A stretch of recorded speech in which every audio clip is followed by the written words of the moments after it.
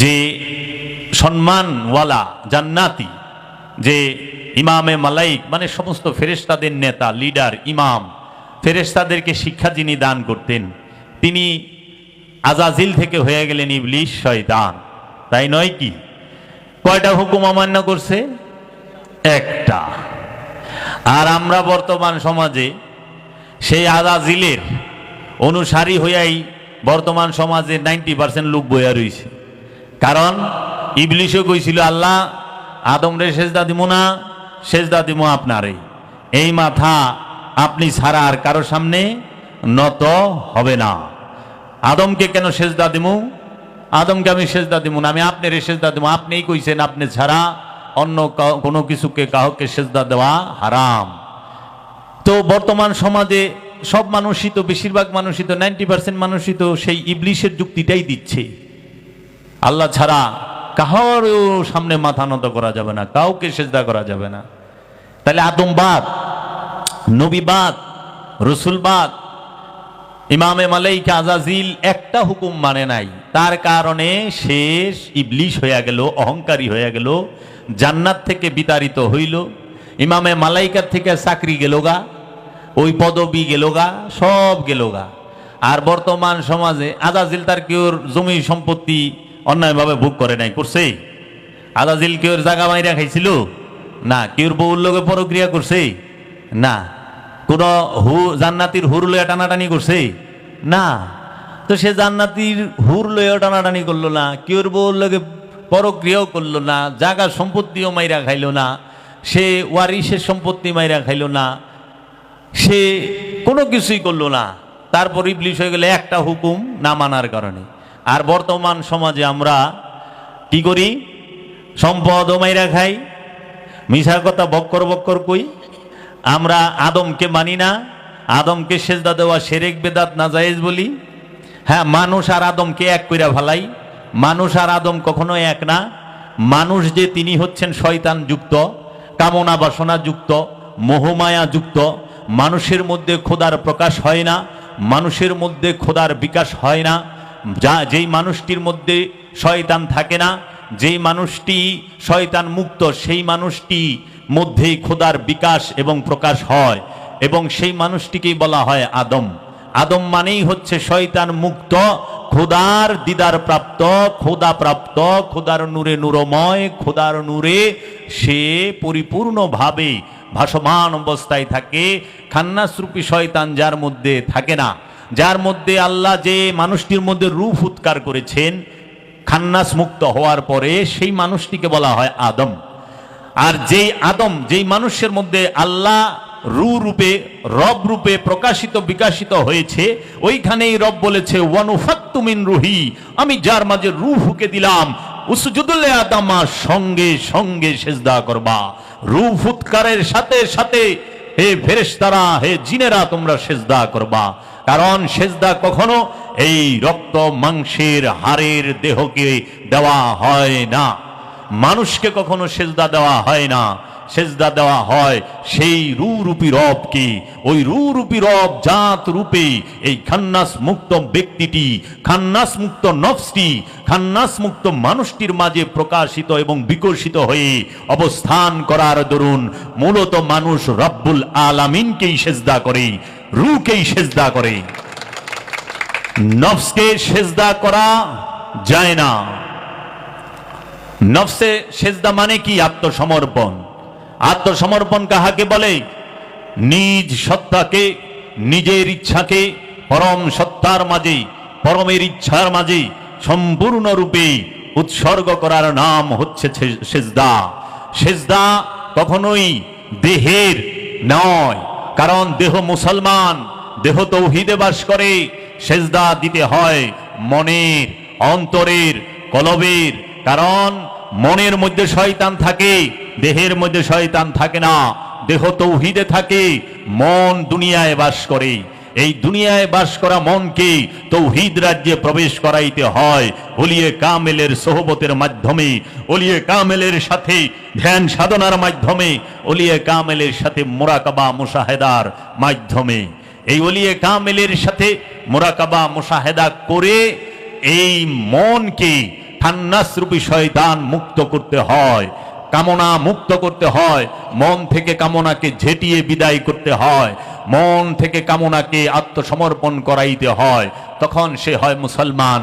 আল্লাহর দরবারে দেহের নত কোনো দাম নাই, কারণ আল্লাহ বলে নাই যে আমি তোমার দেহের খবর রাখি। আল্লাহ বলছেন ইন্নাল্লাহা আলিমুন বিজাতিস সুদূর, নিঃসন্দেহে আমি আল্লাহ তোমার অন্তরের খবর জানি। আল্লাহ মনের খবর রাখে, আল্লাহ অন্তরের খবর রাখে, আল্লাহ কলবের খবর রাখে। আল্লাহকে যদি সেজদা করতে হয়, রব্বুল আলামিনকে যদি সেজদা করতে হয়, মন থেকে সেজদা করো, মন দিয়ে সেজদা করো। আপন মনের মধ্যেই রবের মহব্বত ছাড়া, আপন মুর্শিদের মহব্বত ছাড়া, আপন রসুলের মহব্বত ছাড়া অন্য কোনো কিছুর প্রতি যেন মহব্বত না থাকে। শুধু কান দিয়া শুইনো না, মন দিয়া উপলব্ধিও রাইখো। সবাই কান দিয়া শুনো, আমল নাই, উপলব্ধি নাই।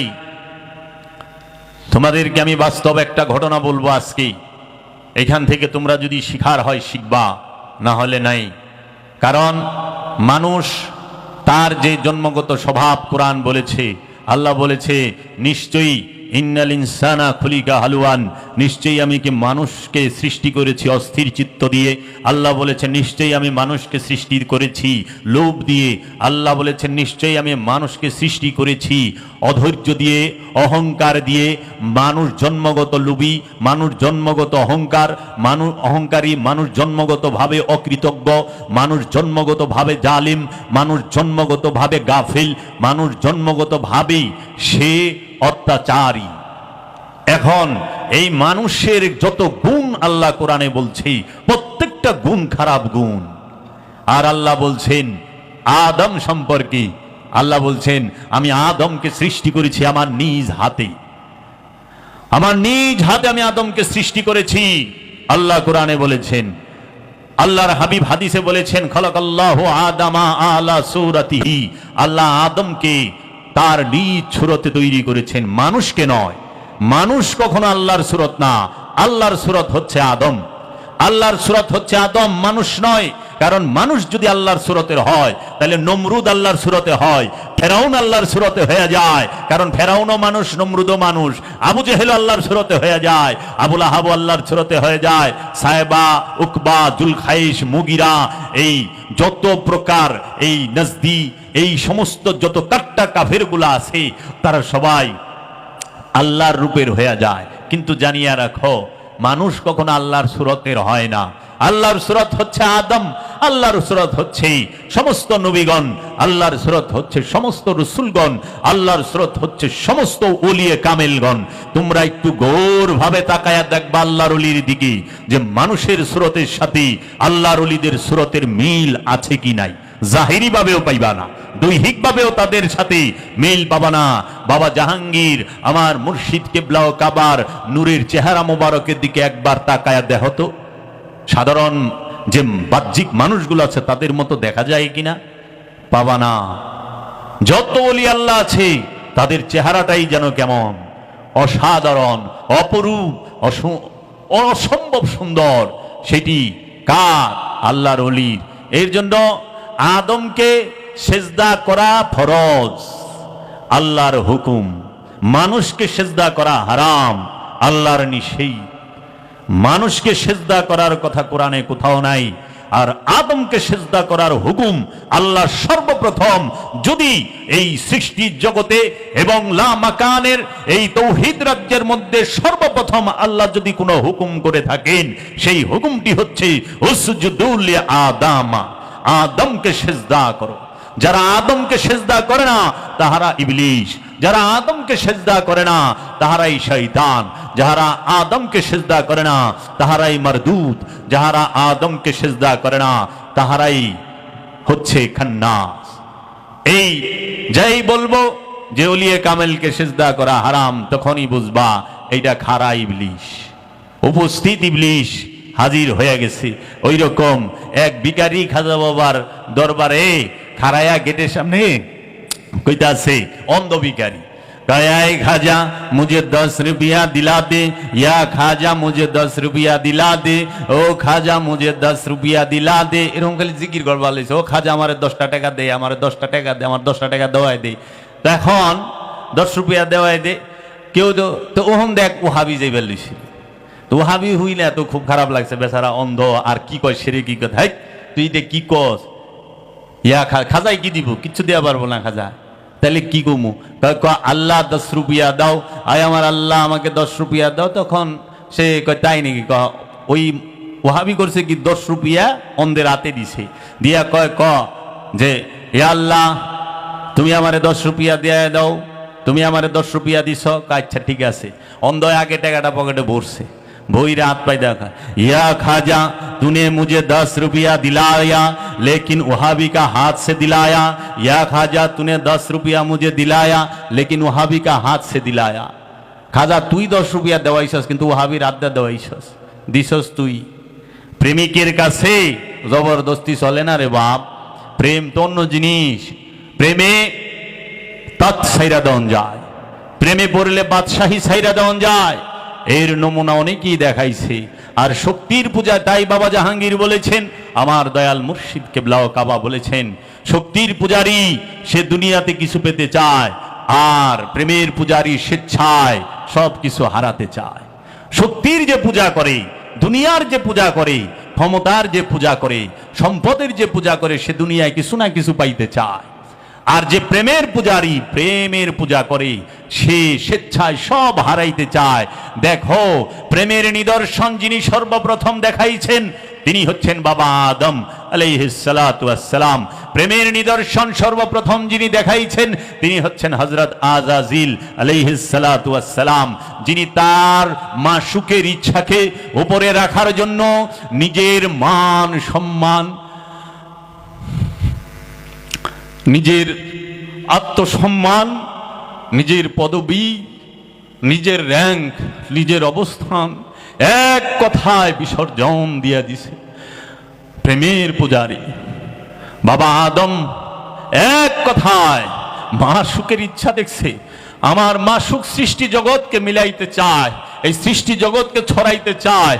আমি যদি ইচ্ছাকৃতভাবে আমি যদি এই মাশুকের মহব্বতে এই নিষিদ্ধ বৃক্ষের স্বাদ গ্রহণ না করি, আমার মাশুক পারে না, কারণ মাশুকের কাঁধে দোষ চলে যায়।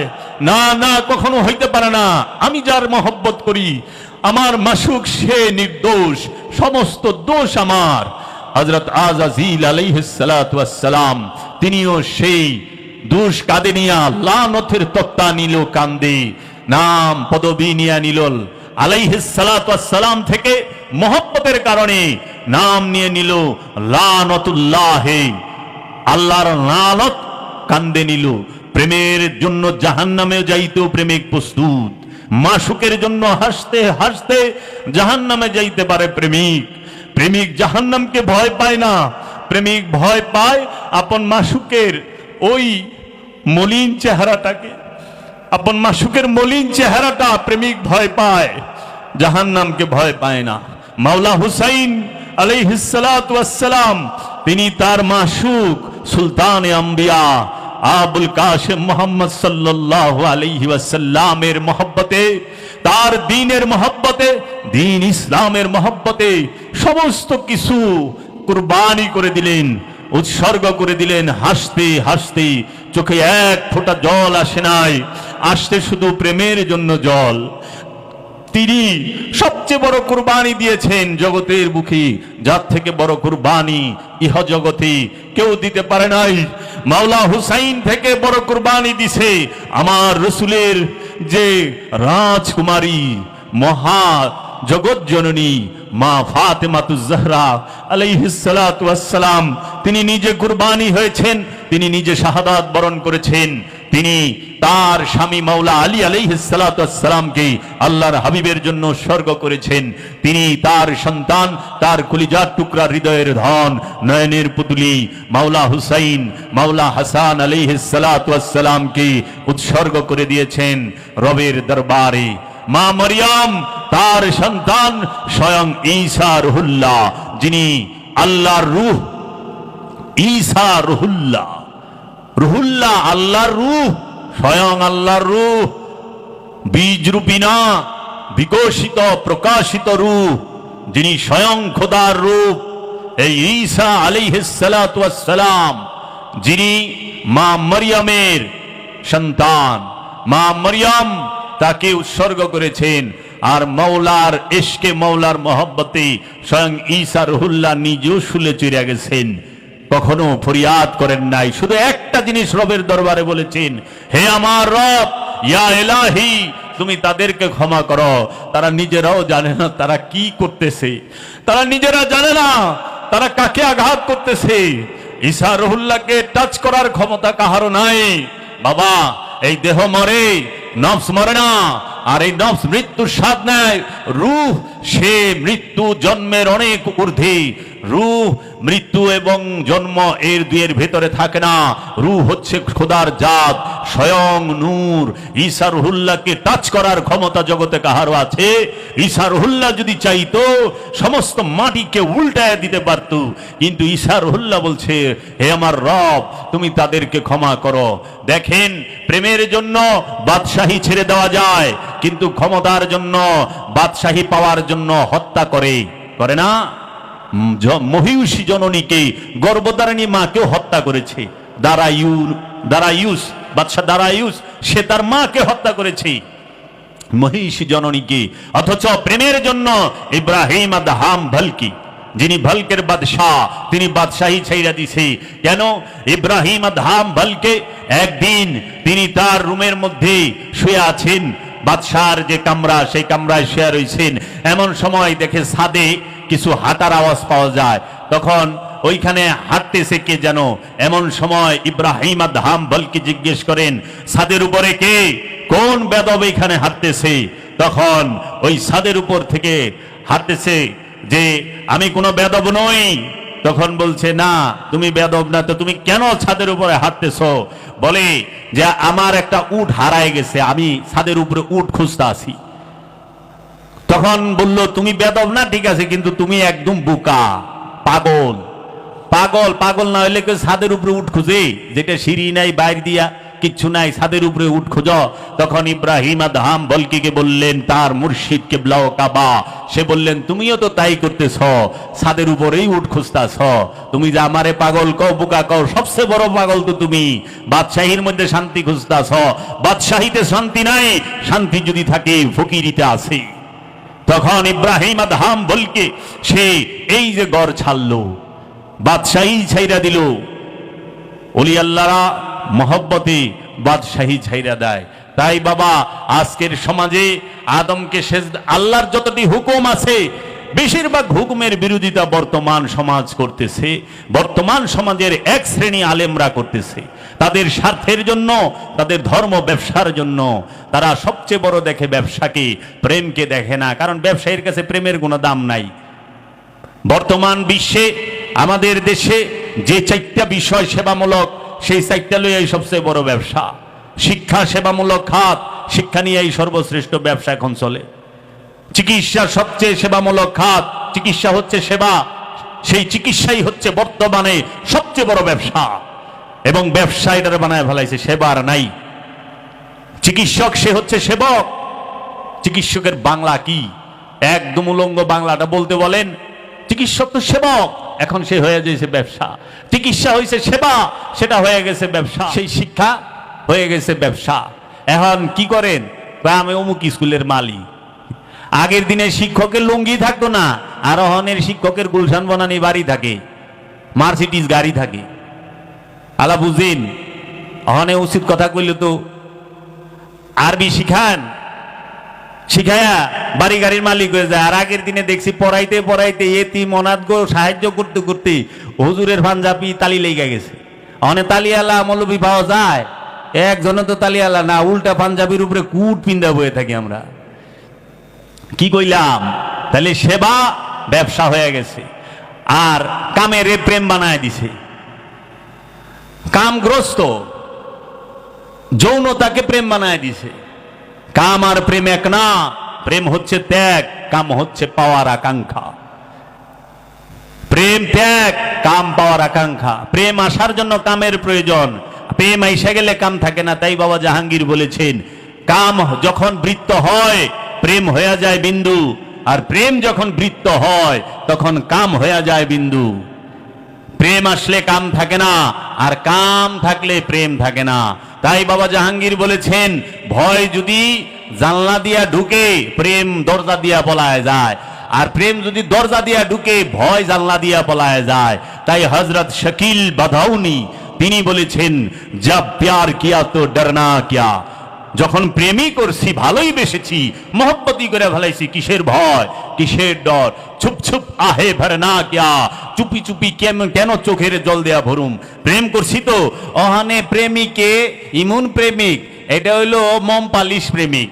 সে মম পালিশ প্রেমিক কি করে, বাড়িও ঠিক রাখে প্রেমিকারও ঠিক রাখে। হ্যাঁ, অনেক মুরিদ আছে, বউরও ঠিক রাখে, শ্বশুর বাড়িও ঠিক রাখে, আবার পিসাবরেও ঠিক রাখে। আর এটা তো পাগলামি। খাজা গরিবে নওয়াজ সুলতানুল হিন্দ বলেছেন, বদনামি ইश्क में इज्जत है, নিশানে রুসওয়ায়ে নিশানে সিয়াদত है। প্রেমের কলঙ্কে ইজ্জত আছে, অহংকারের পতাকা তলে ধ্বংস লুকায় থাকে। আর সুলতানুল হিন্দ খাজা বাবা বলেছেন, বাবা জাহাঙ্গীর মারেফতের গোপন কথা কিতাবে লিখেছেন। খাজা বাবা বলেছেন যে তুমি দুনিয়াও চাও আল্লাহও চাও, এটা তো পাগলামি। বউরেও খুশি করবা পীরেরও খুশি করবে, এটা তো অসম্ভব বিষয় রে বাপ। শয়তানরেও রাখবার চায়, গুনাহ মাফও করবার চায়, আবার আল্লাহর স্বর্গেও ঢুকবার চায়। খেয়াল করেন, কেউই শয়তান খেদাইবার চায় না। শয়তানের গুনার ফ্যাক্টরি হলো শয়তান। গুনাহ যে জায়গা থেকে সৃষ্টি হয়, গুনাহ যেই ফ্যাক্টরিতে পয়দা হয়, যেই কোম্পানিতে পয়দা হয়, সেই ফ্যাক্টরিটার নাম হইল খান্নাস রূপী শয়তান, ইবলিশ। এখন কি করে মানুষ আল্লাহর কাছে গুনাহ মাফ চায়, আল্লাহ আমাকে গুনাহ মাফ করে দাও, আল্লাহ গুনাহ মাফ করে দাও। তার মানে শয়তান থাক, কারণ শয়তান থাকলেই একটা 10 তলা 20 তলা বাড়ি করবার চাইব, কোটি কোটি টাকা ব্যালেন্স করতে চাইব। শয়তান সঙ্গে থাকলেই জায়গা জমি কিনবার চাইব। জগতে দেখাও একজন খান্নাস মুক্ত ব্যক্তি, একজন ওলিয়ে কামেল, একজন নবী, একজন রসুল 5 শতক জায়গা নিজের জন্য রেখেছে। দেখাও। বাবা করিম মস্তান শৈলের সুতাই রাখে নাই, কোটি টাকা ব্যালেন্স তো রাখবো দূরে থাক। বাবা গণিশা খান্নাস মুক্ত মহাপুরুষ এক নৌকার ভিতরে 35 থেকে 36 বছর উলঙ্গ হয়ে বসেছিলেন। বাড়ি গাড়ি করণের লেগে ব্যস্ত, আবার আল্লাহওয়ালা হইবার চায়। হুজুর খুব আল্লাহওয়ালা মানুষ। আল্লাহওয়ালা মানুষের বাড়ি ঘর থাকে না, ওইটা ভক্তের লেগা হয়। আল্লাহর ওলি যদি বাড়ি ঘর করে সেটা ভক্তের লেগা করে, ভক্তের নামে থাকবে ফি সাবিলিল্লাহ আমওয়াত। আবার ভক্তের লেগা না, এর দুয়ারে সবাই আইসা আশ্রয় নিবে, এর দুয়ারে সবাই আইসা আশ্রয় নিবে। সেদিকে খালি আবার নিজের মুরিদের লেগা বাড়ি রাখছে, অন্যের মুরিদের ঢুকবার দেব না, তাইলে গেলে আবার বিজনেসম্যান। এটা না, জিগাইবই না তুই কে কি, আয় খা। কই থেকে খাইতেছস? দয়ালে খাওয়ায়। কে খাওয়ায়? আপন মুর্শিদে খায়, আয় খা। ওলির সর্বপ্রথম নিশানি হইল সে মানবের সেবা করবে। সে প্রথমেই ভক্ত আসার সাথে সাথে খাওয়ান দিব, সেবা দিব, খা। কারণ পেটে খিদা থাকলে আল্লাহর কথা মিঠা লাগে না। আল্লাহর কথা পেটে খিদালে ইবাদত হয় না। তাই বাবা জাহাঙ্গীর বলছে, তুমি ইসলাম হোনার উপযুক্তই তো নাই, কারণ তোমার পেটে খিদা, অভাবগ্রস্ত।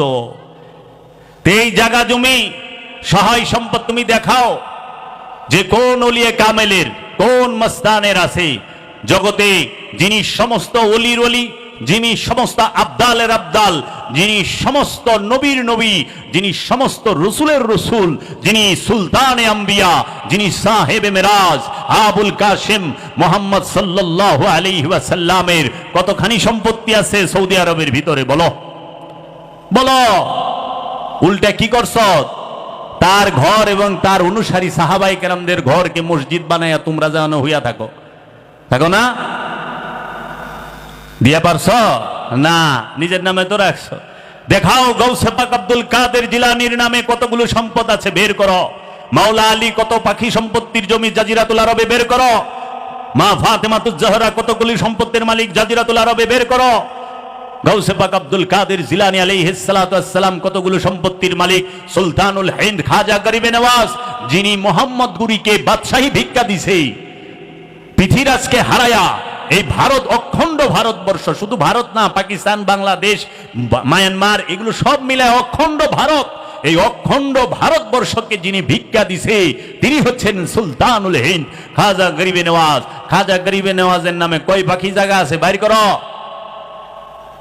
আর অহংকার পিসা প্রতি মাসে মাসে জায়গা কিনি আমাকে না আছে আল্লাহ দিলে জায়গা সম্পদের কি রে কামেল, কিন্তু জায়গা কিনে খালি।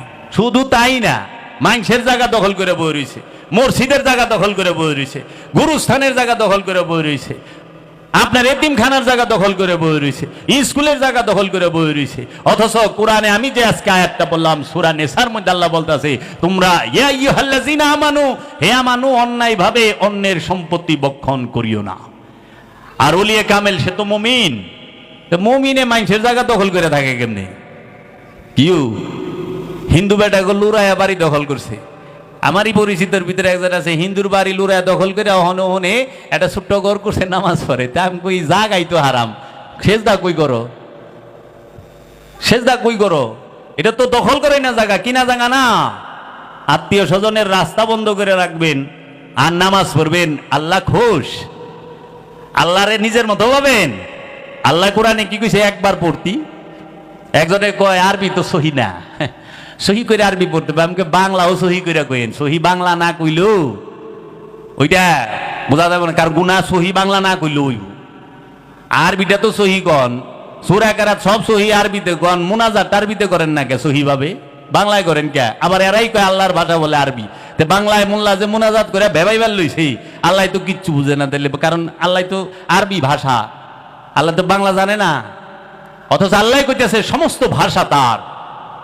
খালাকাল ইনসান ওয়া আল্লামাহুল বায়ান, আল্লাহ মানুষকে সৃষ্টি করেছেন এবং বয়ান শিক্ষা দিয়েছেন। প্রতিটা ভাষা আল্লাহর, প্রতিটা কিতাব আল্লাহর, প্রতিটা নূর আল্লাহর, সমস্ত কিছুই আল্লাহর। অথচ তারা এক জায়গায় আনে। তাই আমি জিজ্ঞেস করলাম, আমি বাবা লালন সাইজির এখানে গেছিলাম, তো পথের মধ্যে একটা অ্যাক্সিডেন্ট হয়েছিল, ওই এলাকার থানার ওসি সাহেবের এখানে গেলাম, বসলাম। ওসি সাহেব উনি কথাবার্তা বললো, ওসি সাহেব বললো দেখেন আল্লাহর ভাষা তো আরবি। তাই আমি গেলাম সুবহান আল্লাহ, আমি তো জানতাম না, বিসিএস ক্যাডার তো, আল্লাহর ভাষা আরবি। বললাম আচ্ছা, আল্লাহর ভাষা আরবি লু, আর কোনো ভাষা আল্লাহ কয় না? তাই আমি গেলাম এই যে আপনি যে মুনাজাত করেন তো সব গেছে কাম, কে সব বাংলা এখন, আরবিতে তো না, আরবিতে সব কইবেন, আরবিতে সব কইবেন। তখন খালি জিজ্ঞেস করলাম, কোরআনে বর্ণিত 25 জন নবীর নাম আছে, 25 জন নবীর মধ্যে একজন নবী শুধু আরবি ভাষায় কথা বলছে, আর 24 জন নবী আরবি ভাষায় কথা বলে নাই। একমাত্র মুহাম্মদ সাল্লাল্লাহু আলাইহি ওয়াসাল্লামের মাতৃভাষা ছিল আরবি। এজন্য আল্লাহ বলেছেন, হে আমার হাবিব, আমি এই কোরআনকে আরবি ভাষায় নাজিল করলাম আপনার এই আরব এবং আরবের চতুর্পাশের লোকদের বুঝার জন্য, তারা যেন সহজে বুঝতে পারে আপনার মাতৃভাষায়। এর জন্য কোরআন আরবি নয়, কোরআন হচ্ছে নূর, কোরআন হচ্ছে নবী মুহাম্মদ সাল্লাল্লাহু আলাইহি ওয়াসাল্লাম। তিনি নিজে, তিনি আরবে আসছেন দেখা কোরআন আরবিতে কথা বলেছে। তিনি যদি বাংলাদেশে আসতেন, সেই কোরআন বাংলায় কথা কইতো, কারণ কোরআন যেখানে যায় কোরআন সেই ভাষায় কথা বলে। এর জন্য যিনি আল্লাহর রাসূল তিনিই জিন্দা কোরআন, যিনি আল্লাহর নবী তিনিই জিন্দা কোরআন, যিনি ওলিয়ে কামেল তিনি আল্লাহর কোরআন, তিনিই নূরি কোরআন। এই কোরআন যেখানে যাবে সেইখানেই কোরআন ওই ভাষায় কথা বলবে। এর জন্য কোরআনকে ভাষায় আবদ্ধ করেন না, আল্লাহকে কাবা ঘরে আটকায়েন না। আল্লাহ সর্বজনীন, আল্লাহ সবখানে থাকে। আল্লাহ এমন কোন জায়গা নাই যে এই জায়গায় আল্লাহ নাই। সমগ্র সৃষ্টির মাঝে আল্লাহ আছে সিফাত রূপে, সমগ্র সৃষ্টির মধ্যে আল্লাহ আছে সিফাত রূপে। এর জন্য আল্লাহ বলেছেন, আমি সব জায়গায় আছি। আইনামা তুআল্লু ফাসাম্মা ওয়াজহুল্লাহ, যেই দিকে তাকাইবা আমি ছাড়া কিচ্ছু পাবা না। কি সেইটা? আল্লাহর সিফাত, আল্লাহর সিফাত, আল্লাহর গুণাবলী, আল্লাহর গুণাবলী রূপে সমস্ত জায়গায় আছে। আল্লাহ শুধু জাত রূপে দুইটা জায়গায় থাকে, এক হচ্ছে জিনের অন্তর, আরেক হচ্ছে ইনসানের অন্তর। এবং আল্লাহ শুধু একটা জায়গায় প্রকাশিত এবং বিকাশিত হয়, সেটা হচ্ছে মুমিনের মধ্যে। যিনি মুমিন তার মধ্যে আল্লাহ প্রকাশিত বিকশিত হয়, আদমের মধ্যে আল্লাহ প্রকাশিত বিকশিত হয়। এর জন্য আল্লাহ বলেছেন উসজুদু লিআদামা, হে ফেরেশতারা আদমকে সিজদা করো।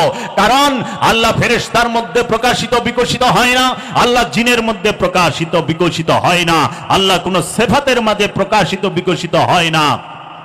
আল্লাহ একমাত্র প্রকাশিত এবং বিকশিত হয় আদমের মাঝে। এর জন্য আদমকে সিজদা করার কথা আল্লাহ বলেছেন, আদমকে সিজদা কর। কারণ আল্লাহ বাবা জাহাঙ্গীর বলেছেন, আমার দয়াল মুর্শিদ বলেছেন, বাবা শুইনা নাও, এই পীর জীবনে পাইবা না, তোমাদের শত জনমের ভাগ্য, কত জনম পরে তোমরা আমার কাছে আইছ। আমি বাবা জাহাঙ্গীরকে তোমরা এই দুই চোখে দেখছ। বাবা জাহাঙ্গীর 1000 বছরে একবার আসে, দেখা নাও, তোমরা এই পীর পাইবা না। আমি ঘুমায় গেলে কানবা, দেখবা 30টা বছর যাইতে যাও, এই জগৎ আমার জন্য কাঁদবে, সবাই আমার জন্য কাঁদবে, তারা খুঁজবে তুমি বাবা জাহাঙ্গীরকে এই চর্মচক্ষে দেখেছো। সেই বাবা জাহাঙ্গীর বলেছে, বাপ আল্লাহ রাব্বুল আলামিন সব জায়গায় আছে, ইউসাব্বিহু লিল্লাহি মা ফিস সামাওয়াতি ওয়া মা ফিল আরদ, আসমান জমিনে যাহা কিছু আছে সমস্ত কিছু আল্লাহর তাসবিহ পাঠ করে, সমস্ত কিছু আল্লাহর তাসবিহ পাঠ করে, আল্লাহর জিকির করে, আল্লাহর গুণগান গায়। সেটা কি রূপে? সিফাত রূপে। যে পীর, যে মুরিদ, সে নিজে জানে না আল্লাহর যে দুইটা রূপ, এক রূপ জাত, আরেক রূপ সিফাত। একটা হচ্ছে গুণাবলী রূপ, আরেকটা হচ্ছে মূল রূপ। মূল হচ্ছে জাত, এই সিফাত রূপে সবখানে থাকে, আর জাত রূপে শুধু আদমের মধ্যে থাকে, মানুষের মধ্যে থাকে, ফেরেশতার মধ্যেও না, জিনের মধ্যেও না, মানুষের মধ্যে। এই মানুষের মধ্যেই খোদার প্রকাশ হয়, এই মানুষের মধ্যেই শয়তানেরও প্রকাশ হয়।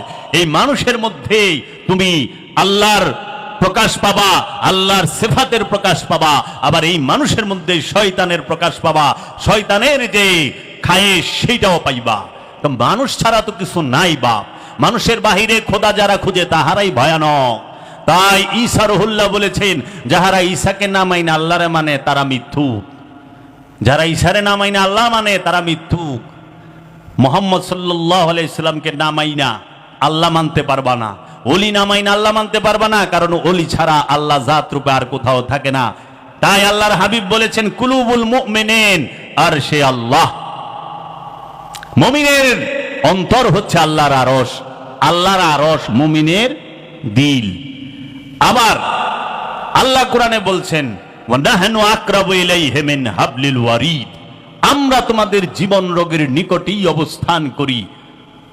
ওয়া হুয়া মাকুম আইনা মা কুনতুম, তুমি যেখানে আমিও সেখানে। এটা কাকে বলছে? এই ওয়া হুয়া মাকুম আইনা মা কুনতুম, তুমি যেখানে আমিও সেখানে। আমার দয়াল রাসূল যেখানে আল্লাহও সেখানে, আমার দয়াল রাসূল যেখানে কোরআনও সেখানে, আমার দয়াল রাসূল যেখানে কিতাবও সেখানে, আমার দয়াল রাসূল যেখানে কাবাও সেখানে। কাবাকে আল্লাহর হাবিব সিজদা করে না, আল্লাহর হাবিবকে কাবা সিজদা করে। কারণ আল্লাহর হাবিব মুহাম্মদ সাল্লাল্লাহু আলাইহি ওয়াসাল্লাম হচ্ছেন কাবার কাবা। আল্লাহর হাবিবের দোয়ার বদলতে মসজিদুল হেরেম কাবা হয়েছে, কিন্তু মসজিদুল হেরেমে যাওয়ার পরে আল্লাহর হাবিব নবী হয় নাই। মুসলমান আগে মূল দেখো, মুসলমানকে কেউ স্পর্শ করবে সেই ক্ষমতা কাহারও হয় নাই।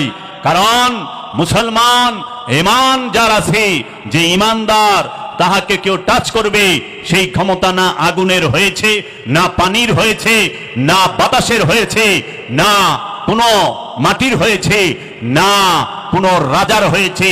আমি প্রমাণ দিয়ে দিচ্ছি, যে আল্লাহর হয়ে যায়, যে আল্লাহর ইব্রাহিম খলিলুল্লাহ নমরুদ আগুনে ভালায় দিল, যিনি নিজেই আল্লাহর রূপ হয়ে গেছে, তখন আগুনে ফেলে দেওয়ার পরে আল্লাহ বললেন, কুল্লা ইয়া নারু কুনি বারদাও ওয়া সালামুন আলা ইব্রাহিম, হে আগুন শান্ত রূপ ধারণ করো, কারণ তোমার মাঝে আমি রব্বুল আলামিনের নূর এসে গেছে। নূরকে কখনো নার জ্বালাইতে পারে না। আল্লাহর যে হয়ে যায় তাকে আগুন টাচ করতে পারে নাই। ইব্রাহিম নবীকে জ্বালাইতে পারছে? ইব্রাহিম নবীকে জ্বালাইতে পারছে আগুন? পারে নাই তো। নমরুদ জ্বালাইতে পারছে? কষ্ট দিতে পারছে? পুরাইতে পারছে না। কেন?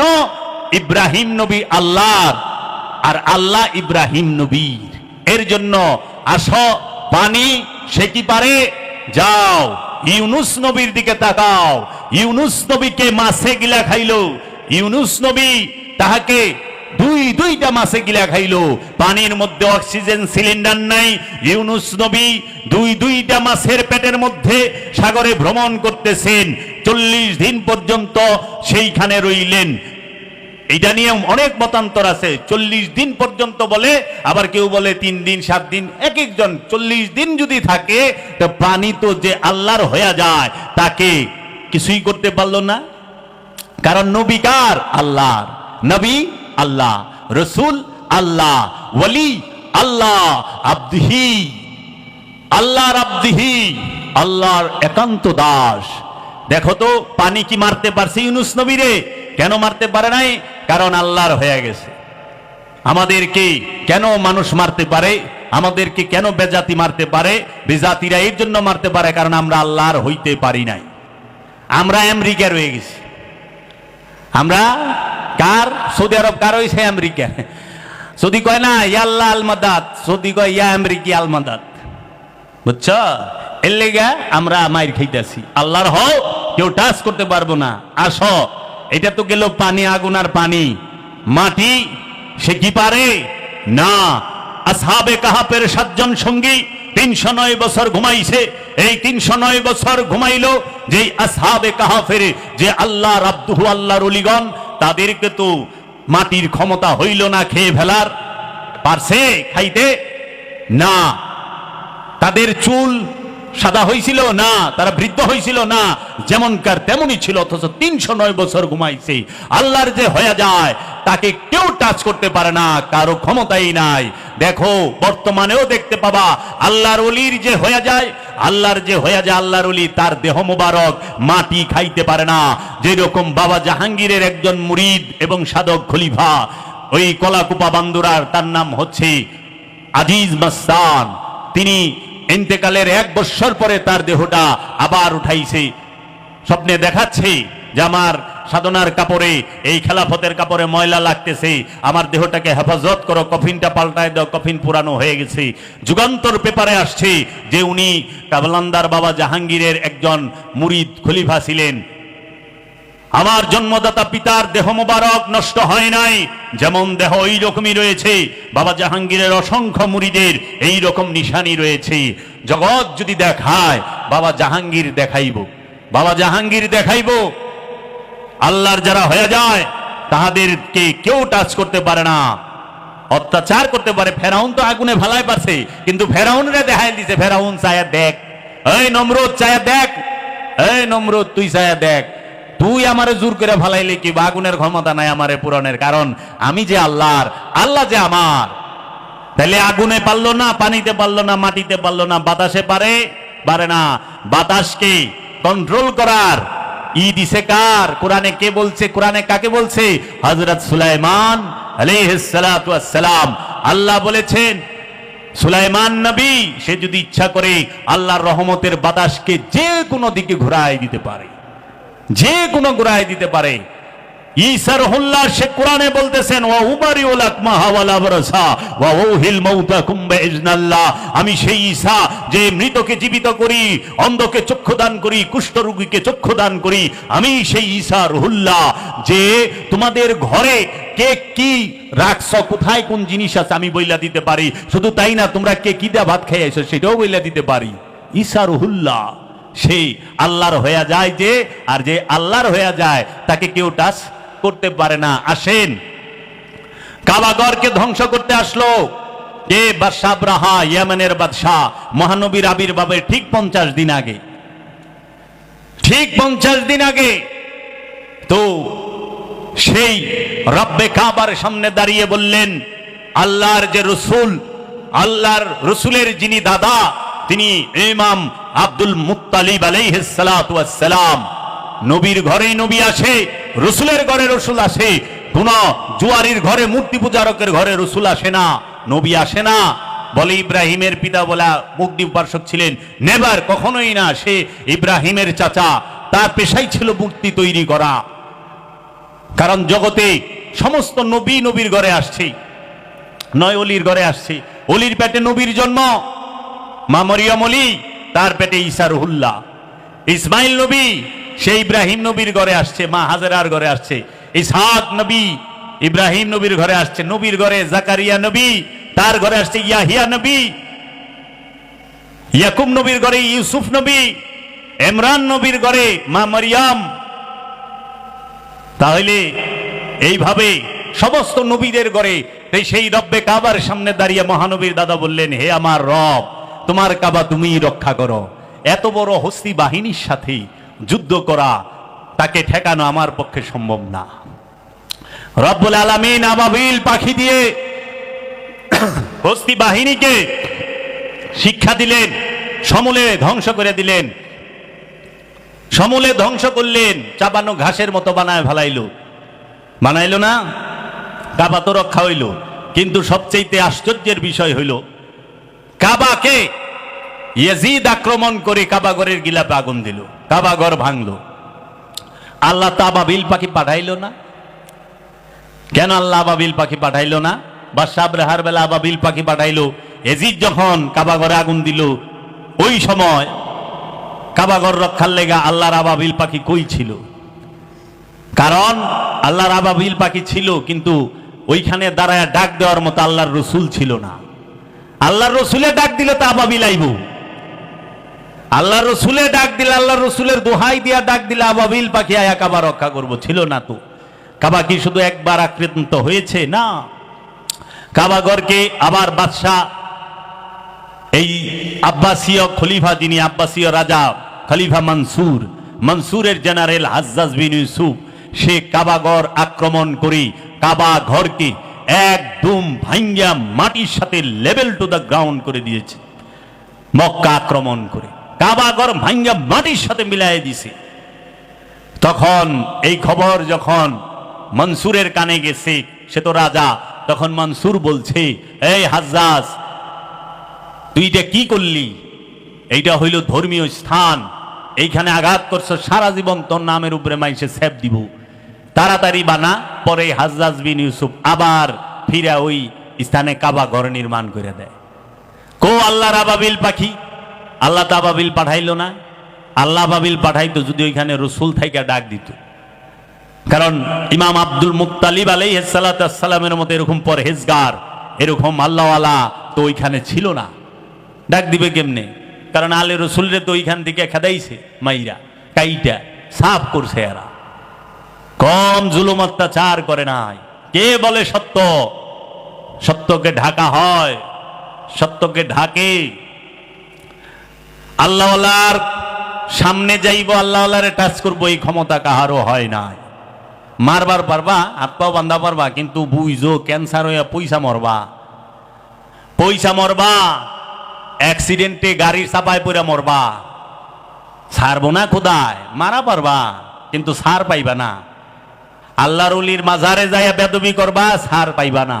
আল্লাহর ওলির সাথে বেদবি করবা, ছাড় পাইবা না। জীবন ভরা জাহান্নামে রেখা দিব। আল্লাহর ওলিরা দোয়া করলে সেইটা যেমন কার্যকর, বরদোয়া করলে আরো বেশি কার্যকর, বুঝছ? কাজেই খবরদার।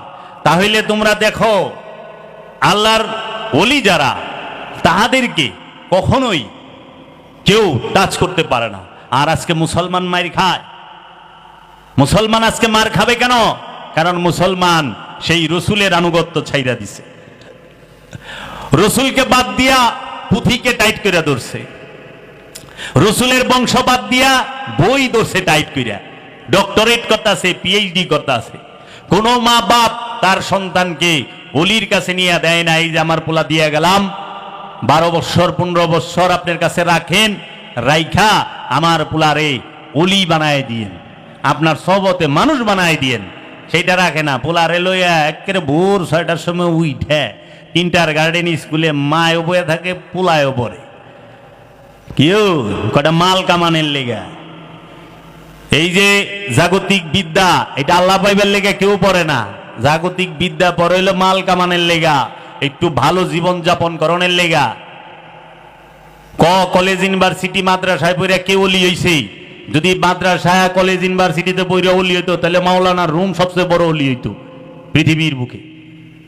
এত বড় ওলি, এত বড় আলেম, এই 4-5টা বিজ্ঞানীতে বলছে এত বড় আলেম, এত বড় জান্নেওয়ালা, এত বড় এলেমদার হয় না, হওয়ার সুযোগ নাই। হুজ্জাতুল ইসলাম ইমাম গাজ্জালি, হুজ্জাতুল ইসলাম ইমাম গাজ্জালি, তার মতো এত বড় এলেমদার কে ছিল যে ইহয়া উলুমুদ্দিনের লেখক, মাওলানা জালালউদ্দিন রুমি মসনবী শরীফের লেখক। অহংকার ওহাবি সালাফিরা ইমন ইমন মোল্লার কথা কয়, এগুলা দূরবিন্দা খুঁজেও পাওয়া যায় না। হযরত কুলকুল আল ফুল, হযরত আল তিজানি, আল গাবরানি, আল হেসরানি, আল দাদানি, ইশাদা এগো এরা কারে মানুষ করছে? এদের অনুসারী কে? কয়জন মানুষ তাদের অনুসারী? আরে মাওলানা রুমের কিতাব সবচেয়ে বেশি সেল হয়, ইউরোপ আমেরিকার সবচেয়ে বেস্ট সেল হচ্ছে মাওলানা রুমের কিতাব। রুমকে সমস্ত জাতি, ধর্ম, বর্ণ নির্বিশেষে সব জাতের মানুষ চিনে তার দর্শনের কারণে। সেই রুমের কথা ওহাবি সালাফি মোল্লা মুখে জীবনও শুনবেন না, তারে উল্টা পাল্টা ফতুয়া দিয়া বিনাশ। হুজ্জাতুল ইসলাম ইমাম গাজ্জালি, যিনি ইহয়া উলুমুদ্দিনের লেখক, সে যায়া মুরিদ হইছে, তার পীরের নাম বাবা আবু আলী ফরমাদি।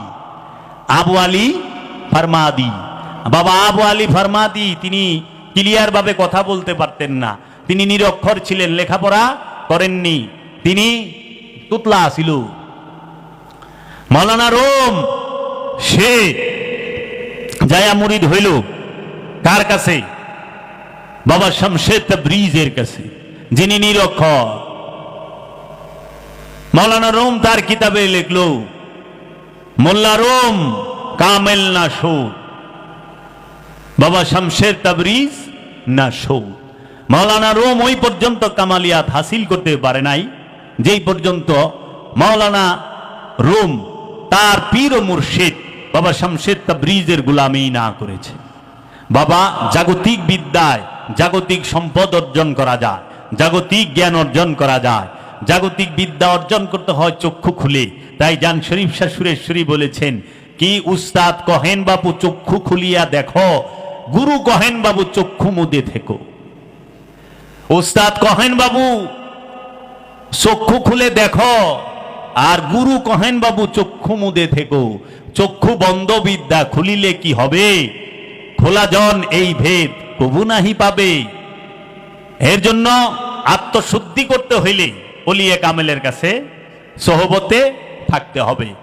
আর যদি দুনিয়ায় বড় লোক এবার চাও, মাল পানি কামাইবার চাও, জায়গা জমি বাড়ি ঘরের মালিক এবার চাও, তাইলে ভালো করে মন দিয়ে পড়ালেখা করবা, বিসিএস ক্যাডার হইবা। এর জন্য আমি বলছি, সৎ হইতে ডিগ্রি লাগে না, চোর হইতে অবশ্যই ডিগ্রি লাগে। চোর হইতে সবচেয়ে বড়, চোর হইতে সবচেয়ে বড় ডিগ্রি লাগবে, কিন্তু সৎ হইতে, ওলি আল্লাহ হইতে, মহাপুরুষ হইতে কোনো ডিগ্রি লাগে না। ডিগ্রি থাকলে মহাপুরুষ হওয়ার পথে বাধা থাকে। এর লেগা মহানবী কইছে আল ইলমুল হিজাব আল আকবার, এই এলেমই হচ্ছে আল্লাহ পাওয়ার পথে সবচেয়ে বড় বাধা। তুমি দেখো সুইস ব্যাংকে কেমনে বাংলাদেশ ব্যাংকের টাকা ঢুকাইবা চুরি করে, এইটা কি কোনো মূর্খ লোকের পক্ষে সম্ভব? হ্যাঁ, কোন রাস্তা দেয়, কোন পথ দেয়, কোন ট্রানজিকশনে ঢুকবো? সবচেয়ে বড় ডিগ্রিদারি চোর, হ্যাঁ, ব্যাংকই সাফা করে হালাইছে, করে না? বিশ্বের সবচেয়ে বড় বড় চোর এগো অ্যাকাউন্ট থাকে সুইস ব্যাংকে, একটা আল্লাহর ওলির অ্যাকাউন্টও সুইস ব্যাংকের নাই। কারণ এর জন্য আমার এক গুরু ভাই ছিল, সে বলছে, ভাই চোর হইতে গেলে শিক্ষিত হইতে হয়, মূর্খ হইলে চুরি করা পারবো না। আর অলি হইতে গেলে শিক্ষিত হইতে হয় না, সৎ, সে প্রেমিক হইতে হয়। অলি প্রেমিক হইলেই অলি হইব, সৎ হবে, আত্মশুদ্ধি লাভ করবে। কারণ তুমি দেখো, এই যে কিতাব লেখবার লইছে এত, এটি কেরা? শিক্ষিত মাইসেই তুই। শামসুর তাবরিজ বাবা কিতাব লেখছে না, আবু আলী ফরমাদি কিতাব লেখছে না, গনি শাহ কিতাব লেখছে, করিম মস্তান কিতাব লেখছে না। তাইলে অলিরা কিতাবও লেখছে, আবার লেখাও নাই। আবার সুরেরা অলি বিরুদ্ধেও কিতাব লেখছে, বাটপাড়েরা লেখছে না, বড় বড় কিতাব লেখছে। কিতাবুত তৌহিদকে লেখছে রসুলের বিরুদ্ধে, কাশফুস শাহবাদকে লেখছে রসুলের বিরুদ্ধে। এই আরবি জানা পণ্ডিতেই তো লেখছে, অথচ জীবনে একটা কেরামত দেখাই পারে নাই, কিন্তু হ্যাঁ রাহিমাহুল্লাহ। আর আল্লাহর ওলিরা সমস্ত কেরামত দেখাইলো, হেরা আস্তাগফিরুল্লাহ হয়ে গেল, নাউজুবিল্লাহি মিন যালিক। কয় কেমনে রাহিমাহুল্লাহ মানে আল্লাহর রহমত? আল্লাহর রহমত এটি না আল্লাহর গজব, গজবুল্লাহ কিনা? রাহিমাহুল্লাহ কেমনে হয়? অনে নতুন ভার্সন বাইরেছে গেলে রহমাতুল্লাহ আলাই কয় না, রাহিমাহুল্লাহ কয়, মানে আল্লাহর রহমত। তোরা তো বুঝবি না, ঠিকছে মারে। কয় নাম রেখা দিছে কি? কয় জামাল। হ্যাঁ তো খুব খুশি, আমার নাম জামাল, কিন্তু বাংলায় যে উট, ও নিজেও জানে না। আরবিতে নাম রাখছে জামাল। কয় নাম কি? কয় মোহাম্মদ জামাল। আরে উটের পিছে আবার মোহাম্মদ করছস কি সর্বনাশ করছস? এক জামাল হইল উট, আরেক জামাল হইল নূর। মানে তুই কোন জামাল? নূর জামাল না উট জামাল? পোলার নাম রাখা দিছে মোহাম্মদ আসাদ। আসাদ মানে সিংহ, আবার সিংহের পিছে মোহাম্মদ, মোহাম্মদ সিংহ। ওই পিটাইব দইরা, কিন্তু আসলে নামই তো ওইটা। সিংহ আবার মোহাম্মদ ওই কেমনি? এই যে নাম, এই ভাষার খেলা নাকি বাবা? কি করলাম? এই যে সৌদি থাকা না, পুরানা লোক, 20 বছরের লোক, আরবি জানা, যে গা আসাদ রাখছে, আসাদুল্লাহ। আসাদুল্লাহ মানে আল্লাহ সিংহ। সুন্দরবনে যে সিংহ, এটা কি আবার সাইফুল্লাহ নাকি? এটাও তো আল্লাহর সিংহই। সিংহ তো আল্লাহরই, অন্য কেউ বানায় পারছে সিংহ? আমাকে ওই যে আসাদুল্লাহ। তাই বাবা জাহাঙ্গীর ওই যে যারা নাকি এই যে গোলাপি সুন্নি আছে না, এই যে গোলাপি সুন্নি, যে কিনা বোঝা যাইব না, ও হাবি কিন্তু গোলাপি সুন্নি, এই কিনা কয় মাওলা আলী হচ্ছেন শেরে খোদা। শের মানে হইল উর্দুতে সিংহরে শের কয়, খোদা মানে খোদার সিংহ। তখন বাবা জাহাঙ্গীর কইছে মাওলা আলী রে সিংহ হইল একটা জানোয়ার, নফসের অধিকারী, তার মধ্যে খান্নাসও নাই, রুও নাই। এই জানোয়ারের লোকে এই মাওলা আলীর তুলনা, মাওলা আলী রে দেয় তুলনা। মাওলা আলী হচ্ছে নূরুল্লাহ, আইনুল্লাহ, ইয়াদুল্লাহ, ওয়াজহুল্লাহ, কা আলী কারামাল্লাহু ওয়াজহু। যাহারা আসলেই সুন্নি, জীবনে কোনোদিন যদি মাওলা আলীর প্রতি মহব্বত থাকে, জীবনে লজ্জা থাকলে কোনোদিন বলবেন না যে মাওলা আলী শেরে খোদা, না, কখনোই না। শের, বাঘের সাথে, সিংহের সাথে মাওলা আলীর তুলনা চলে না। অন্যের সম্পদ মাইরা খায়েন না বাবা। অন্যের সম্পদ মাইরা খাইতে খাইতে সব দেখেন না, এখন আল্লাহওয়ালা নাই, সম্পদওয়ালাদা বোঝাই গেছে। আগে আল্লাহওয়ালা ছিল, এত সম্পদওয়ালা ছিল না। আর অনেক সম্পদওয়ালাদা বোঝায় আল্লাহওয়ালা নাই। আর সম্পদওয়ালা পয়লায় আল্লাহওয়ালারে পিটায়, আল্লাহওয়ালার কাছে অত্যাচার করে, তার রাস্তা বন্ধ করব, তার জমা জমি দখল করে নিব, আর এত কিছু কইব না। আরে স্বয়ং বাবা জাহাঙ্গীরের বাড়ির জমি খায় হালাইছে, প্রায় 18 থেকে 20% জায়গা খায় হালাইছে। কও, তার পৈতৃক সম্পত্তি দখল করে হালাইছে, আশপাশ দেয়, চতুর্পাশ দেয়। কি কইবেন?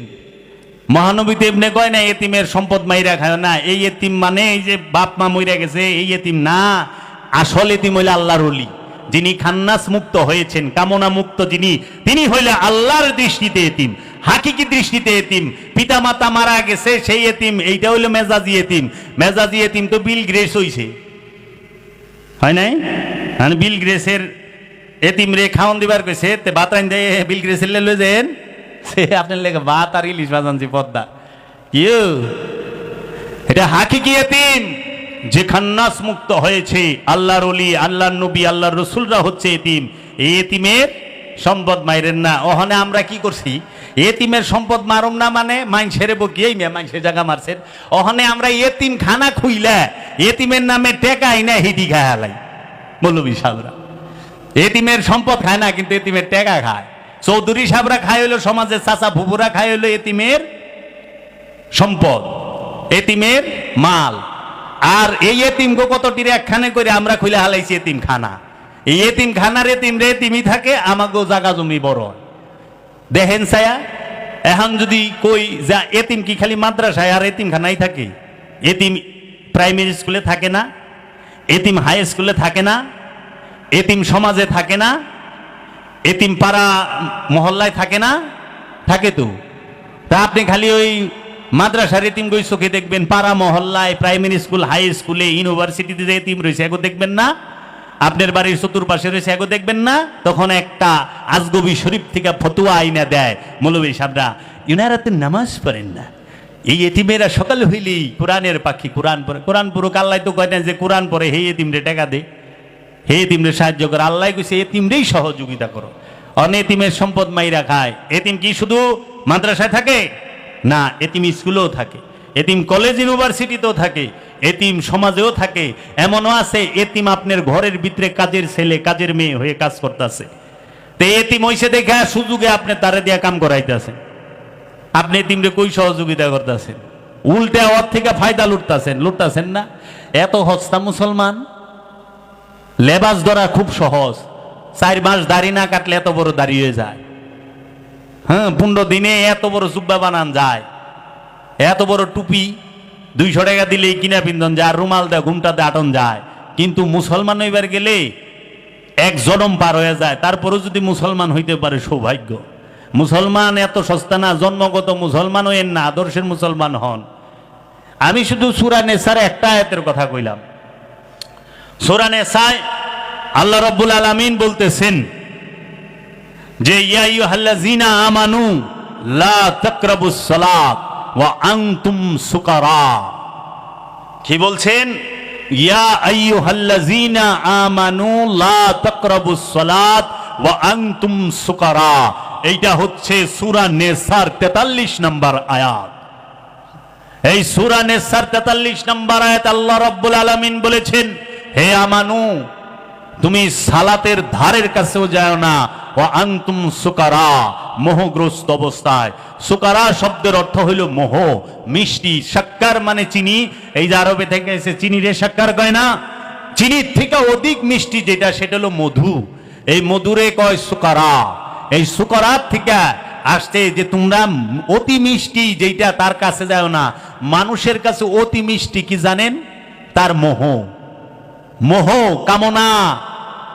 মোহগ্রস্ত অবস্থায় সালাতের ধারের কাছেও যায় না, সংযোগ যোগাযোগের কাছে যায় না। ওখানে আমাদের সমাজের মৌলবী সাহেবরা তারা এর অর্থ করে লা তাকরাবুস সালাত ওয়া আনতুম সুকারা, নেশাগ্রস্ত অবস্থায় নামাজের ধারের কাছে যায় না। তাহলে নেশাগ্রস্ত অবস্থায় যদি নামাজের ধারের কাছে যায় না, হেনে মৌলবী সাহেব পড়ে না। কারণ মৌলবী সাহেব মদ খায় না, গাঞ্জা খায় না, হিরোইন খায় না, বাবা খায় না, হ্যাঁ এগুলা কিচ্ছু খায় না, বিড়ি সিগারেট খায় না। ইনি হজরত পান খান, পান খায়। সিগারেট হারাম হয়ে যায়, কারণ সিগারেটের ভিতরে শুকা থাকে। পানে যে জর্দা খান, ওটা তো সিগারেটের থেকে ডেঞ্জারাস। সিগারেট জর্দার মধ্যে নিকোটিন বেশি, মাথা ভু ভু কইরা ঘুরে। আমি শুনছি, খাই নাই। তাহলে পরে এখন সে কি করলে বোঝাটা অন্যের কান্দে দিয়া দিল, কারণ উনি তো মদ খায় না, উনি পরহেজগার, উনি গাঁজা খায় না, উনি ইয়াবা খায় না, পরহেজগার। সে কি করলো, আরেকজনে তোমরা অন্যরা খাও, যায় না। কিন্তু আল্লাহ কইছে মোহগ্রস্ত অবস্থায়। এখন মোহ তো বাবা সবার আছে, আলেম থেকে লইয়া জালেম পর্যন্ত সবাই মোহগ্রস্ত। জয় গুরু, জয় গুরু। আলেম থেকে শুরু করে সবাই মোহগ্রস্ত। আমি একটু অন্য আলোচনা করতে চাইছিলাম, কেন জানি আমার মনে হইল এই দিকে ঢোকাটাই ভালো, কারণ প্রয়োজন এইটা। আমি দেখছি মোহগ্রস্ত অবস্থায় নামাজের ধারের কাছে যা, সেই মোহ সবাই গ্রস্ত। সেই মোহটা কি? সেই মোহ বিষয় বাসনা যেটা আছে সেটাই মোহ। আপনি বিষয় বাসনা ছাড়া মানুষ দেখান, বিষয় বাসনা ছাড়া মানুষ দেখান। আল্লাহ কইছে মোহগ্রস্ত অবস্থায় সালাতের ধারের কাছেও যায় না। নেশাগ্রস্ত অবস্থা নাই। প্রতিটা মানুষ নেশাগ্রস্ত, প্রতিটা মানুষ মোহগ্রস্ত। কেউ মদ খায় কিন্তু সে ঘুষ খায় না, আবার কেউ আছে ঘুষ খায় কিন্তু মদ খায় না। তো ঘুষও তো একটা নেশা, ঘুষ খাওয়া এটা একটা নেশা, সুদ খাওয়া এটা একটা নেশা, সম্পদ জমা করা এটা একটা নেশা, ক্ষমতা যাওয়ার নেশা আছে। নেশা ছাড়া কোনো মানুষ আছে? প্রতিটা মানুষ নেশাগ্রস্ত। কেউ আল্লাহ পাইতে চায়, এটাও তো আল্লাহ পাওয়ার নেশা। কেউ নিজেরে চিনতে চায়, এটাও তো নিজেকে চেনার নেশা। নেশা ছাড়া মানুষ নাই। এই জগতে সবই পাগল, পাগল পাগল সবই পাগল, পাগল ছাড়া কে আর আছে? পাগল সব। অনেক লঞ্চে উঠছিলাম সুরেশ্বরের, এক সরমুনায় মুড়ি দেয়া কয়, আমি কইছি কি বাবা আমি তো পাগল, এর লেগে আমি এই জায়গায় একটু জায়গা আছি। ভাই তুই পাগল লাগা, আমি পাগল না। তা বেশ, আপনি পাগল না, ভালো কথা। তো ইসলামিক ফাউন্ডেশনের সবচেয়ে বড় একজন আলেম, হ্যাঁ আমার সাথে আসলে যায়, কয় আরে বাবা দুনিয়ায় সবাই পাগল। কয় না আমি পাগল না, আমি পাগল মুখে। হ্যাঁ কইছে বাবা এই দুনিয়াতে সবাই পাগল, হয়তো কেউ মাথা খারাপ না, তার সিরা পাগল না, কিন্তু অন্য কিছুর পাগল। কয় না আমি পাগল না, এই দুনিয়ায় সবাই পাগল, পাগল ছাড়া দুনিয়া চলে না। সবাই পাগল, কোনো না কোনো জিনিসের পাগল। এই দুনিয়ায় সবাই নেশাগ্রস্ত। কেউ সম্পদের নেশা, ক্ষমতার নেশা, ড্রাগসের নেশা, কেউ আছে যে নারীর নেশা, কেউ আছে নরের নেশা, কেউ আছে সে চায় যে তাকে পরিচিতির নেশায় ধরছে, ভাইরাল হওয়ার নেশায় ধরছে। নেশাগ্রস্ত সবাই। বাবা সালাদ যে করবেন, মোহ লইয়া সালাদ করেন না। তাহলে আগে গুরুর কাছে জিজ্ঞান, দয়াল মোহ কি? মোহ থেকে কিভাবে মুক্তি পাবো? আমার এই মোহ, আরে নামাজ পড়বার যান, ওইটাও তো মোহ। জান্নাতের মোহে নামাজ পড়েন না, জাহান্নামের ভয়ে নামাজ পড়েন না। নামাজ পড়েন নিজেকে পবিত্র করার জন্য। যেই ওগো আমার মুর্শিদ, আমি নিজেকে কিভাবে পবিত্র করুম সালাতের মাধ্যমে, সেই শিক্ষা দাও। অনেক মানুষ কয় নামাজ পড়ে আল্লাহ ভাই বাড়ছে। নামাজ পড়ে আল্লাহ বান যায় রে পাগল। নামাজ পড়িয়া নিজের নফসরে পবিত্র করণ লাগে। দায়েমি সালাত কইরা নিজের নফসরে পবিত্র করণ লাগে। পবিত্র নফস যখন আল্লাহরে ডাকে, তখন আল্লাহ জবাব দেয়। আল্লাহ গ্যারান্টি দিছে, ওয়াকালা রব্বুকুম উদুনি আস্তাজিব লাকুম। সুতরাং তোমাদের রব বলিলে নামাকে একা ডাকো, সাথে সাথে জবাব দেব। এর লেগা সালাত কি? নিজেকে চেনার জন্য, নিজেকে জানার জন্য। তাইলে আল্লাহ আমানুরে কইছে মোহগ্রস্ত ইয়া নামাজে যাইস না। আল্লাহ আমানুরে কইছে মানুষের সম্পদ মাইরা খাইস না। আল্লাহ আমানুরে কইছে, হে তোমরা যাহারা, তোমরা যাদেরকে কেতাব দেওয়া হয়েছে, ঈমান আনয়ন করো, যাহা আমরা তোমাদের উপর নাজিল করিয়াছি তাহার সমর্থক রূপে। আল্লাহ যা নাজিল করছে সেইটার উপরে ঈমান আনবার কইছে। কারে? ইয়া আইয়ুহাল্লাযিনা আমানু, হে আমানুরে। এখন আল্লাহ কি কি নাজিল করছে এইটি তো জানলেন না জীবনে, ঈমান কই থেকে আনবেন? কয়জন মুসলমান জানে আল্লাহ কি কি নাজিল করছে? কদিহি খালি মুসলমান জানে আল্লাহ নাজিল করছে কিতাব আর কুরআন, শেষ ফুটুস। আল্লাহ যে আরো কত কিছু নাজিল করছে এই খবর মুসলমানের নাই। তো তুই তো জানোসই না কি নাজিল হয়েছে, ঈমান আনবি কই থেকে? এর জন্য আগে জানো, বুঝো, আদব ভক্তি শিখো। আমি একটি ঘটনা বলে শেষ করব। সেটি হইল, কালান্দার বাবা জাহাঙ্গীর আমার দয়াল মুর্শিদের দরবারে একদিন বাংলাদেশের একজন বিখ্যাত পীর উনি আসলেন। ওনার প্রায় 30 লাখ মুরিদ আছে এবং বাংলাদেশের প্রশাসনের সর্বোচ্চ যে কর্তা ব্যক্তি তিনিও তার মুরিদ। তিনি যখন আসলেন, দেখো ওলি হয় কেমনে। তিনি যখন বাবা জাহাঙ্গীরের দরবারে আসলেন, ওনার যে গাড়িটা অনেক দামি গাড়ি, যেটি মন্ত্রী মিনিস্টারের নাই, অনেক দামি গাড়ি, প্রায় 12-13 কোটি টাকা দামের গাড়ি। শাহরুখ খান যে গাড়িটা ব্যবহার করে ওই গাড়িটা তার। তখন উনি যখন আসছে, রাস্তার মানুষ তো চায় রয়েছে, কি আইছে। আসছে দরবারে, বাবা জানের এইখানে ঢুকবে, দরজার সামনে দাঁড়ায় রয়েছে, চুপ, বলেও নাই আমি অমুক, একটু ডাকেন, আমি তমুক, একটু ডাকেন। তো মানুষের চেহারা দেখলেও তো অনেক কিছু আন্দাজ করা যায়। একটা মুড়া আয়না দিছে যে আপনি বসেন এইখানে। সে বলল যে না, আমি দয়ালের দরবারে বসতে পারবো না উঁচু স্থানে। আমার ভক্ত যারা, তারা একটু মন দিয়া হইল, আমি এই উঁচু স্থানে বসতে পারবো না। বসবে না, সে দাঁড়ায়। আমি ওইখানে উপস্থিত সাক্ষী, তাকায় তাকায় দেখতাছে। যখন বাবা যান তার ঘরের দরজা খুললেন, উনি ঘরে প্রবেশ করলেন।